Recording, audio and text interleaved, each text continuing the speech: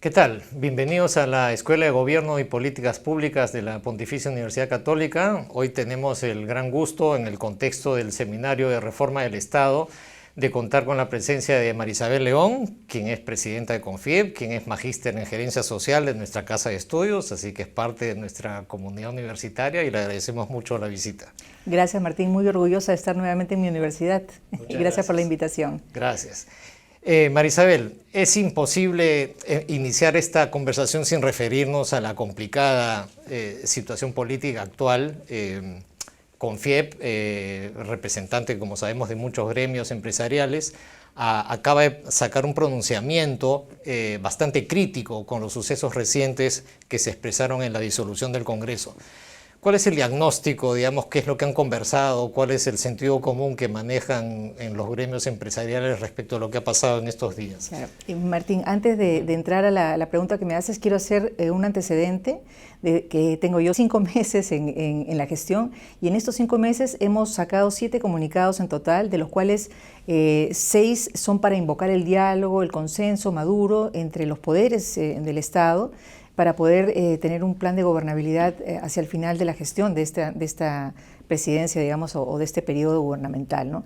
El último comunicado que hemos sacado ha sido una reacción ante lo que nosotros consideramos es una afectación a lo que dice la Constitución. Nosotros desde el gremio empresarial respetamos mucho las instituciones, nos corresponde esto, respetamos mucho la Constitución y el marco legal, y pensamos que las actuaciones de las personas, de las empresas, tienen que adecuarse dentro de este esquema, ¿no? Entonces, esta reacción que tuvo el presidente, porque todos hemos visto el momento en que él hace el anuncio a la nación y el momento en el que se vota en el Congreso esta cuestión de confianza que legítimamente presenta además el presidente de la República, se hicieron casi en simultáneo, ¿no? Y la aprobación se dio y la disolución vino después. Entonces, a nuestro entender, no se han cumplido los pasos, digamos, o los principios que están contenidos en la Constitución, y nos corresponde hacer una crítica en ese sentido, ¿no? Y creemos que fue un adelantarse de repente del presidente a la aprobación de esta cuestión de confianza. Ahora, qué bueno que mencionaste el tema de la importancia de lo institucional, ¿no? Porque una crítica que se suele hacer a los gremios empresariales es que están exclusivamente concentrados y preocupados en políticas vinculadas al crecimiento económico y como que no terminarían de asimilar que en realidad sostener el crecimiento económico requiere una profunda reforma institucional, la reforma política, la reforma judicial, la reforma educativa.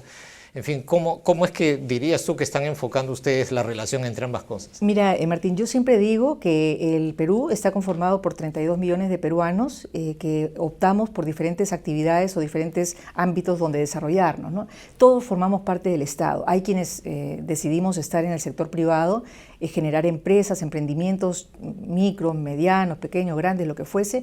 Hay personas que deciden estudiar, hay personas que deciden no hacer nada, hay personas que deciden entrar al aparato público para crear todas estas condiciones, estas regulaciones que necesitamos para que el país siga caminando. A cada uno le competen ciertas actividades y ciertas responsabilidades, y nosotros consideramos que en el sector empresarial nos corresponde concentrarnos en poder generar estas fuentes de trabajo para la población, generar los servicios, los bienes que se necesitan para tener una vida digna y un país desarrollado. Entonces, en ese entender que nos corresponde estar en este ámbito, entendemos también que no nos corresponde definir muchas de las reformas que se tienen que hacer en otros espacios que la Constitución además señala, que son el poder legislativo o en parte también el poder ejecutivo, que tiene la facultad de reglamentar. Lo que sí hacemos es una vinculación con el sector público, necesariamente con ambos poderes, con el Poder Judicial también, para proponer algunas sugerencias de mejoras que se pudieran hacer para que la vida de los ciudadanos y la vida de quienes hacemos emprendimientos sea más fácil. O sea, en esa medida sí nos vinculamos, pero no somos responsables de todo el paquete de reformas, porque eso lo tienen que hacer otro grupo de peruanos que han escogido estar justamente en el aparato estatal. Bueno, y en honor a la verdad, estamos conversando también que en algún pronunciamiento previo de CONFIEP llamaban al diálogo político y también a retomar la lucha, digamos, la bandera de la reforma judicial, de la reforma política, ¿no es cierto? Así es. Ahora, ya hablando de propuestas, ¿no? También, como has mencionado, tienes poco tiempo en la presidencia de CONFIEP, pero ya se han desarrollado iniciativas interesantes, ¿no? Hace unos meses se presentó la Agenda País, ¿no es cierto? Y quisiera que nos comentes un poco sobre eso, ¿no? ¿Cuáles son, ahora que estamos pensando también en hacia dónde debería ir la agenda de temas de discusión en medio de esta crisis, digamos, para no quedarnos en el debate constitucional, jurídico, y también pensar en las iniciativas de gobierno que deberían desarrollarse, ¿no? Mira, en ese sentido, yo creo que el gremio empresarial ha sido muy proactivo. Cuando hemos sentido en meses atrás que la economía estaba sufriendo un enfriamiento, tuvimos reuniones, siempre hemos tenido reuniones muy proactivas con los ministros, en este caso con el ministro de Economía, y pensamos que no podíamos quedarnos en el balcón viendo que el río llevara los desechos de nuestra sociedad y que teníamos que reaccionar. Entonces, en ese sentir que teníamos que reaccionar es que los gremios que conformamos con FIEP hicimos una reunión y pensamos que debíamos hacer algún documento para entregarle al gobierno, no como una llamada de atención, sino como una contribución desde nuestra visión del sector privado de qué hacer para mejorar las condiciones de vida de la ciudadanía a través de las diferentes actividades que realizábamos. Eso hizo que presentáramos este primer documento Agenda País, que se lo entregamos al presidente de la República el 28 de junio, me acuerdo mucho, y fue muy bien recibido, y es más, el presidente nos invitó a tener este tipo de reuniones para entregar ese tipo de documentos cada 3 meses, y la Agenda País versión 2.0 está lista para que se la entreguemos porque el plazo vencía en la primera semana de octubre, estamos dentro del plazo. Pero además de eso, estamos también vinculados con el Plan Nacional de Competitividad. Formamos parte del Consejo Nacional de Competitividad, estamos invitados, así como están varios ministros, está el CONFIEP, hay otros gremios, el Consejo Privado de Competitividad, y juntos hemos trabajado el Plan de Competitividad Nacional, hemos trabajado el Plan de Infraestructura que acertadamente ha hecho este gobierno. Es la primera vez que tenemos un plan de competitividad en nuestra historia y un plan de infraestructura hecho como está. Entonces pensamos que es momento de dejar de lado confrontaciones que no nos van a llevar absolutamente a nada, son diálogos de sordos donde uno quiere imponer, el otro también. Tenemos que ceder en algunas cosas para pensar encima de nuestros intereses por el país. Yo sé que muchas veces se ve al sector empresarial con un poco de recelo y se piensa que solamente pensamos en nuestros bolsillos y pensamos en nuestros intereses, y no es verdad. El sector empresarial en el mundo ha ido evolucionando, tenemos un capitalismo que yo llamo consciente, donde no solamente se busca generar réditos para las empresas, sino para tener un impacto de desarrollo en las comunidades donde trabajamos. Y de hecho hay muchas empresas que tienen planes de responsabilidad social y tienen proyectos interesantísimos que tal vez no son bien comunicados y que deberíamos, como un mea culpa, poder comunicar mejor para que la población sepa cuáles son los beneficios de trabajar en conjunto con el sector privado y generar bienestar en el país, ¿no? Ya que lo mencionas, ¿no? Ciertamente, por ejemplo, hace unas semanas en el Instituto de Estudios Peruanos se publicó una encuesta sobre percepciones respecto a los empresarios, a su participación en el país, y efectivamente, como dices tú, hay una tradición, ¿no es cierto?, y un sentido común muy marcado por la desconfianza, ¿no? Alimentada además recientemente pues con todos los escándalos de problemas de corrupción en obras públicas que involucran a políticos, a empresarios, ¿no es cierto?, nacionales, extranjeros, en fin. Ahora mismo se está especulando muchísimo sobre estas lógicas de colaboración eficaz y revelaciones que vienen, ¿no? Cuéntanos un poco qué reflexión han hecho de toda esa experiencia y digamos, y cuál es la propuesta, ¿no es cierto?, y el balance de todo esto, que ha golpeado muy duramente no solamente a los políticos, sino también al sector empresarial. Claro. ¿No? Mira, desde el sector empresarial, evidentemente han habido casos de corrupción, los van a ver siempre, no solamente en el sector empresarial. Yo siempre digo que la corrupción no está enquistada en un sector en particular. Tenemos montones de gobernadores, alcaldes que están presos por actos de corrupción, de partidos de izquierda, de todos estos señores que hablan de la corrupción señalando al tercero pero no mirándose el ombligo y viendo, claro, tenemos realmente gente presa por actos terribles, ¿no? Tenemos empresarios también, pero yo quiero recordar que en el Perú habemos más de 3 millones de empresarios, de emprendedores, la señora que vende el moliente en la esquina, la que tiene su peluquería, la que tiene una cadena de supermercados, todos hacemos empresas, de repente alguien tiene su restaurante, ¿no? Todos somos empresarios, pero se acusa solamente al empresariado y se les sataniza cuando se hablan de estos temas de corrupción enquistados en el club de la construcción, por ejemplo, ¿no? Pero ¿cuántas empresas son? De estos 3 millones de empresarios estamos hablando pues de un grupo limitado, de que si han cometido actos de corrupción tienen que ser sancionados con todo el peso de la ley. ¿Qué hemos hecho desde el lado empresarial? Nos hemos organizado, tenemos el Consejo Privado de Anticorrupción, por ejemplo, que es una iniciativa de CONFIEP y de otros gremios empresariales, la Sociedad Nacional de Industria, ADEX, que queremos buscar la fórmula de realizar nuestros negocios y los emprendimientos cumpliendo reglas de ética que sean fáciles de corroborar, ¿no? Cada empresa tiene sus propios códigos de ética y estamos tratando de ser muy rigurosos en su cumplimiento, ¿no? Esas son las actividades que nos corresponden.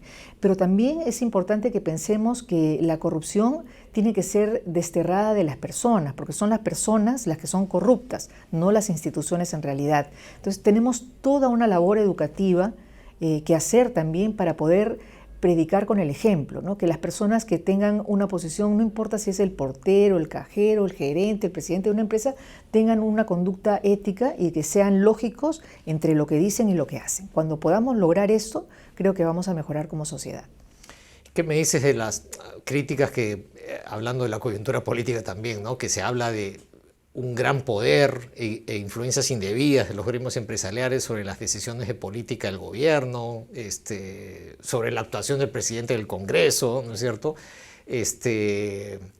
Recientemente, por ejemplo, se aprobó la ampliación del régimen agrario especial, ¿no es cierto? Que fue un tema que generó mucha discusión, que generó mucha expectativa.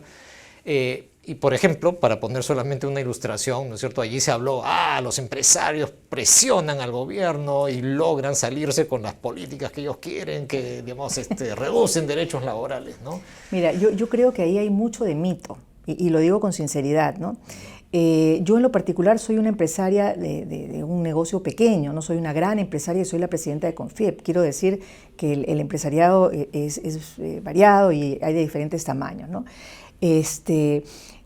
Es un mito porque nos endilgan que somos los responsables de todo. Hasta el presidente de Puno, que fue apresado, insinuó que la CONFIEP tenía que ver con su sentencia judicial. O sea, nosotros estamos en el desayuno, almuerzo, cena de todas las personas que buscan un chivo expiatorio donde exhumar su frustración.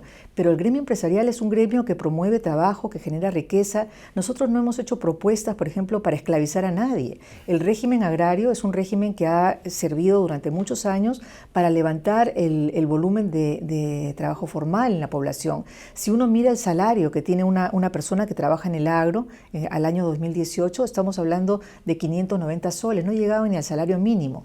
Con la extensión, digamos, del régimen agroexportador y con el desarrollo que ha tenido, están ganando por encima de 1.500 soles. Entonces estamos hablando de un impacto positivo para la mano de obra que trabaja. Hay más trabajo, hay trabajo pleno en muchas regiones y eso permite que las personas que no estén a gusto en un trabajo tengan la oportunidad de encontrar otro prontamente en otro lugar y que falte más bien la mano de obra. Entonces todos estos temas que tienen que ver con el impacto laboral no son temas que CONFIEP ordena que se pongan en la agenda, son temas lógicos que tienen una explicación, una racionalidad y que son adoptados por el gobierno además.